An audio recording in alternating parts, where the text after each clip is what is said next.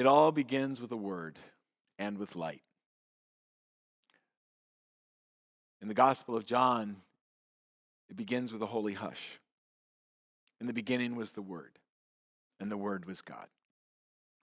Before galaxies spun, before mountains rose, before oceans formed, before human breath filled a single pair of lungs, there was only God, speaking light into the darkness, the Ruha, the breath, the wind, the Spirit of God. It moved across chaotic waters, and God spoke, and something entirely new came into being. And then, when the Word became flesh in Jesus, God once again spoke. This time not to form mountains or stars, but to form us, to give birth to children of God, children of light, children who carry divine love in fragile human bodies.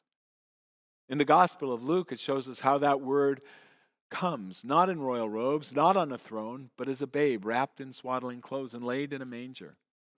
The light of the world arrives not dazzling and untouchable, but small enough to hold, wrapped tight against the cold night air. Christmas for John is not sentimental. It's not cute. It's cosmic. It's transformational. But it is also tender. God's infinite love bound up in a baby wrapped in clothes, held against a young mother's chest. And it happens not just in Bethlehem, but in us right now, right here. John's Christmas story is really only 2 verses long. In the beginning was the Word, and the Word became flesh and lived among us. Yet the very thing John tells us, that Christ's coming, it's not only about his birth, it's also about ours, our rebirth, our identity. To all who received him, he gave power to become the children of God. And that identity isn't just some metaphor. It's not symbolic. It's not something we grow into someday. It's who we are right now. We are God's children. You're God's child, loved, claimed, held. And just as surely as Mary held that newborn baby Jesus, just as surely as she wrapped him tight in swaddling clothes, God wraps you in mercy, wraps you in grace, wraps you in love that will not let you go. Lit from within by the same light that shone before creation. But we forget. We forget easily. We forget every time we look in the mirror and see only our flaws. We forget every time that life breaks us open. We forget when the world feels too dark, too harsh, too cold. And so God keeps sending reminders, small incarnations, moments when Christ becomes real, Christ becomes flesh in unexpected places. There was a teacher who noticed one day one of her first graders, a tiny girl with frazzled hair and tired eyes coming to school in the cold of January. She was only wearing a thin hoodie, no coat, no mittens, no hat. Just this brave little face trying to hide a shiver. "Sweetheart," the teacher asked, "don't you have a winter coat?" And the girl shrugged, "I don't need one. I just pretend I'm warm." That night, the teacher and her husband bought the warmest coat they could find. It was soft fleece lining, deep pockets, a hood big enough to shield a little girl's whole face. The next day, the girl opened the package slowly, like she was unwrapping a treasure. She touched the fabric with awe, and then she whispered, "It feels like a hug, like someone knew I was cold." But the words that really broke that teacher open were these. When the little girl asked, "Do you think God told you to bring this to me?" The teacher knelt down and said, "Sweetheart, God has always known you were cold. God just needed someone with warm hands." That, right there, is the incarnation. That coat became that little girl's swaddling clothes on a freezing January morning.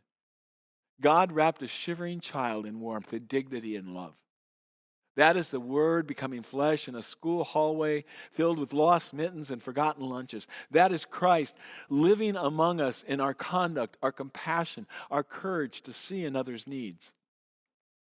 The Word becomes flesh when love wraps around someone who's been cold for too long. Too often, we let the descriptive parts of our lives define us. Divorce, illness, disappointment, trauma, regret, loneliness, political labels, family baggage, old wounds. Those things certainly shape who we are, but John insists that they do not define us. You are not what you've done. You are not what's been done to you. You are not your shame. You are not your scars. You are not your failures. You are not your fear. You're not your successes. You are God's own child, born of God's heart, born of God's breath, born of God's unshakable love. And just as Mary wrapped Jesus to keep him warm and safe, God longs to wrap your bruised, weary heart in healing and hope, to swaddle your story in grace until the rough edges stop scratching your soul. But sometimes, believing that is really hard to do, especially when the world's been unkind. And so incarnation comes again, this time through another unlikely messenger. I'm sure this story has happened in numerous ways, over and over, maybe even sometime in some form through our own Caring Hands food pantry. One bitter night, a man experiencing homelessness, name was Mark, came in from the cold. A veteran with untrimmed beard, haunted eyes, carrying pain he never spoke aloud. He came into the food kitchen where he ate quietly. He kept to himself. And he left before anyone could notice him, except somebody did. A church member named Elaine. Soft-spoken, she ran after him. "Wait," she called, breathless in the cold. "You don't have gloves or a hat." She gave him a knit beanie and wrapped a fleece blanket around his shoulders. And he pulled away embarrassed. He says, "I don't want charity." And then, with a trembling voice, he said, "I don't deserve it." Elaine placed her hands gently on the blanket and said, "Then take it, because I need to give it. I promised Jesus I'd wrap his children in warmth whenever I could." And Mark broke right there on an icy sidewalk. Tears streaming in the cold night air, he said, "No one has touched me in 3 years." In that moment, the Word became flesh. Not in a sanctuary, not in stained glass, but in a fleece blanket, a knit hat, a pair of tender hands, and the holy courage to say, "You deserve warmth. You deserve love. You are God's child." On that sidewalk, Mark was, in a sense, a grown man wrapped in swaddling clothes. Not a baby in blankets this time, but the same kind of love. A love that says, "You are not forgotten. You belong." This is incarnation. Alive, breathing, aching, healing. So what does it mean for us to say the Word became flesh? It means the church must live out our faith, not just in doctrine, but in conduct, in the core values that shape how we treat one another, how we show up in the world, how we embody Christ's love to others here and now. It means we become not aloof but present, not judgmental but compassionate, not self-righteous but humble, not blessing hoarding but blessing sharing, not nationalistic but Christ-centered, not indifference but justice seeking. It means Christ wants to live through our hands, our kindness, our forgiveness, our hospitality, our listening, and our courage. It means Christ's light shines in meals delivered to the grieving, in truth spoken to power, in apologies made and apologies accepted, in meals shared with strangers, in coats given to children, in blankets wrapped around forgotten veterans. Every time we wrap someone in warmth, in safety, and dignity, we echo that night in Bethlehem when Mary wrapped Jesus in swaddling clothes. And we say with our actions, God is here. God is holding you. You are not alone. The incarnation is not a doctrine to be admired. It is a life to be lived. I invite you into a simple practice. Every day over this next month, stand in front of your mirror and say, I am God's child, deserving of love and respect, and God will use me to change the world. Probably the first time you won't believe it. The second time you might argue with yourself. But by the 10th time you might be crying. I promise you that somewhere deep in your soul the truth will start to take root.